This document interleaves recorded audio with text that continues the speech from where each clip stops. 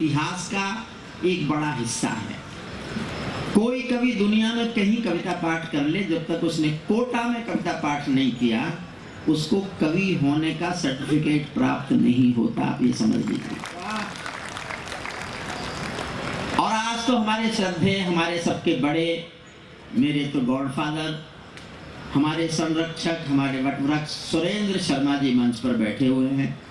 उनका किसी मंच पर होना हमें ये दिखाने के लिए काफ़ी है कि एक युग हमारे बीच बैठा हुआ है जिसने कवि सम्मेलन के इतिहास को बहुत सजाया है, बहुत संवारा है, बहुत उसको प्यार किया है। मैं कविता सुनाता हूँ। हेलो, 1 2 3 4 जब तक आप चाहेंगे मैं सुनाता रहूँगा, बस बीच में कोई उठे नहीं।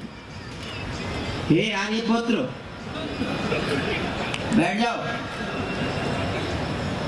बैठ जाओ, बैठ जाओ, बैठ जाओ, अब उठना मत। मैं वो ही हूं जो पिछले सालों में आया। मैंने जिन सरकारों पे लिखा वो बैठ गई।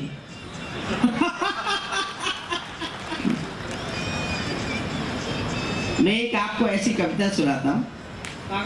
पहली 4 लाइन में आपको पता लग जाएगा मैं क्या सुनाने जा रहा हूं। चौथी पंक्ति में कविता का शीर्षक आ जाएगा। उस शीर्षक को सुनने के बाद आपको तय करना है कि आपको उस कविता का कितना हिस्सा सुनना है। आधे लोगों ने ताली बजाई तो आधी सुना दूंगा, चौथाई लोगों की ताली मुझे सुनने को मिली तो चौथाई सुनाऊंगा, और सारी सदन की तालियां सुनी तो मैं अधिकतम हिस्सा सुनाऊंगा, पूरी तो फिर भी नहीं सुनाऊंगा। बहुत लंबी कविता लिखी है मैंने, लेकिन अगर सारे सदन की तालियां सुनी तो ज्यादातर हिस्सा मैं उसका सुनाऊंगा। श्रद्धेय सुरेंद्र शर्मा जी ने भी शायद सुनी होगी एक आध बार, और ध्यान से नहीं सुनी होगी, आज ध्यान से सुनेंगे। मैं उनको समर्पित करता हूँ। जो सरकार के लोग बैठे हैं, मैं बहुत बहुत मन से सर झुकाकर, अगर राजस्थान की सरकार सामने बैठ के कवियों को इतना सम्मान देती है, एक सरकार सामने बैठी हो और कवियों को मंच पर बिठाकर सुने, तो सरकार की संवेदनशीलता का इससे बड़ा और कोई सबूत नहीं हो सकता। और जबकि वो जानते हैं कि बताने हम क्या कह रहे हैं, इसके बाद भी धन्यवाद। आप किनका फोटो ले रहे हैं? कविता मैं सुना रहा हूं।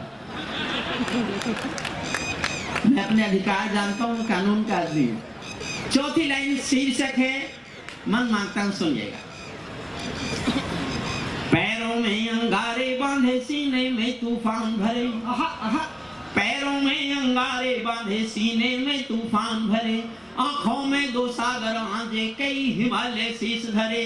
मैं धरती के आंसू का संतरास नहीं तो क्या गाऊं, मैं धरती के आंसू का संतरास नहीं तो क्या गाऊं, खूनी तालिबानों का इतिहास नहीं तो क्या गाऊं। सुनना चाहते हैं साहब? तो एक बार उठे तालियां। जैसी तालियों की मुझे आदत रही है वैसी तालियां उठे। पता नहीं आप, मैं तो कई बार सोच रहा था कोटा ही है कि कोई जगह बदल गई है आज। शशिकांत ने बहुत मेहनत की, हमारी अनामिका बिटिया ने बहुत श्रेष्ठ कविता पाठ किया, सुदीप भोला, अरुण जैमिनी, मेरा दोस्त जगदीश सोलंकी, सबने बहुत अच्छा पढ़ा। अब मैं इस कविता का हिस्सा सुनाता हूँ। अंतिम छंद सुनाने के लिए सुना रहा हूं। एक 3 देवता घूम रहे हैं। बैठ जाओ, बैठ जाओ, सब बैठ जाओ। पैरों में अंगारे बांधे, सीने में तूफान भरे, आंखों में 2 सागर आंजे, कई हिमालय शीश धरे। मैं धरती के आंसू का संतरास नहीं तो क्या गाऊं, खूनी तालिबानों का इतिहास नहीं तो क्या गाऊं, आगामी तूफानों का आभास नहीं तो क्या गाऊं, आगामी तूफानों का आभास नहीं तो क्या गाऊं, दुनिया के दादाओं का उपहास नहीं तो क्या गाऊं, दुनिया के दादाओं का उपहास नहीं। मेरा जोश बढ़ाते रहना बस। थोड़ी देर गंभीर कविता है, उसके बाद तो आप उछलेंगे कुर्सियों से ऊपर, और मैंने आपको कुर्सियों से ऊपर नहीं उछाला तो मैं काहे का हरिओम पवार। नई सदी परमाणु बम के गहने पहने बैठी है, नई सदी परमाणु बम के गहने पहने बैठी है, घायल धरती मां अंबर से पीड़ा कहने बैठी है, पुरवैया बम बंदूकों का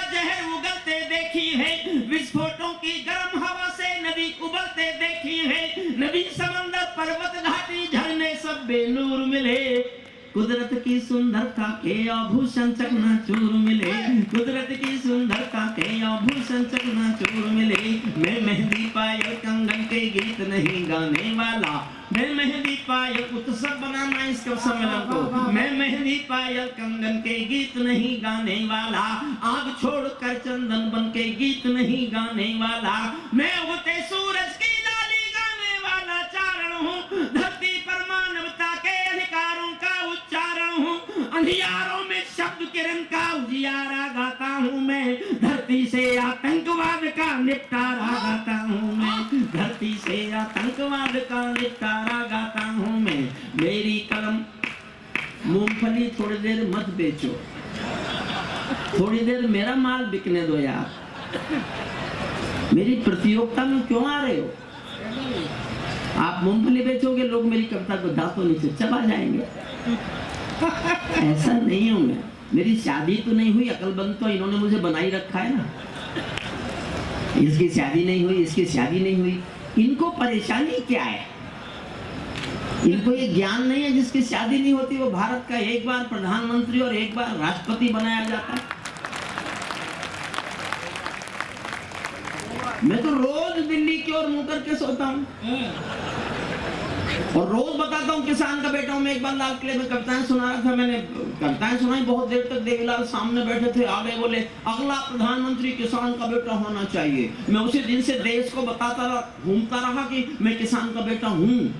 तो मुझे बताया गया पहले चाय वाले का नंबर है। अच्छा, मैंने अपने को वेटिंग लिस्ट में कर लिया कि चलो कोई बात नहीं। अब मुझे लोग कहते हैं कि अगला गाय वाले का नंबर है, तो मेरे तो फूल लगा कविता ही सुनानी है मेरे भाग्य में, तो और मेरे भाग्य में कुछ नहीं है, तो कविताएं सुनिए बस। मेरी